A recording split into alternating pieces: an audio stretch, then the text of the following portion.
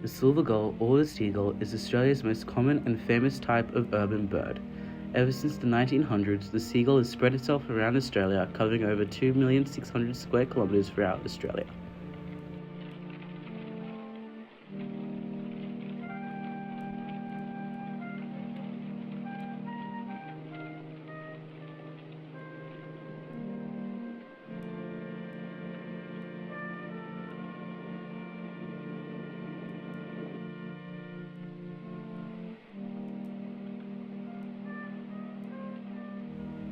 The seagull, despite the rumours of it being brought over to Australia, are native to Australia and lived around the coast and surrounding areas and islands. Their diet includes animals such as small invertebrates, small fish, frogs, and mammals. Their population stayed at a small and steady rate until after World War II. With the end of World War II and the end of rationing, the increase of waste produced by each household led to an entirely new food source available to the seagull, tripling the population.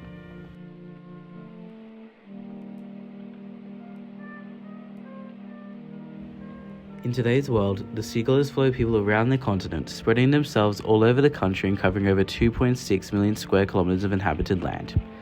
Due to seagulls co-inhabiting many places people live, they've become increasingly used to humans, resulting in them taking advantage of people trying to enjoy their food.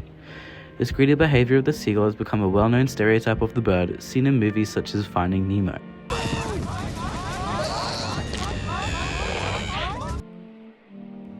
The seagull has made their way further inland to places such as Lake Burley Griffin in Canberra, staying themselves near lakeside restaurants and parks in hope of getting scraps of food, and even in Bathurst at the local garbage tip, where they feed on garbage brought up from the town.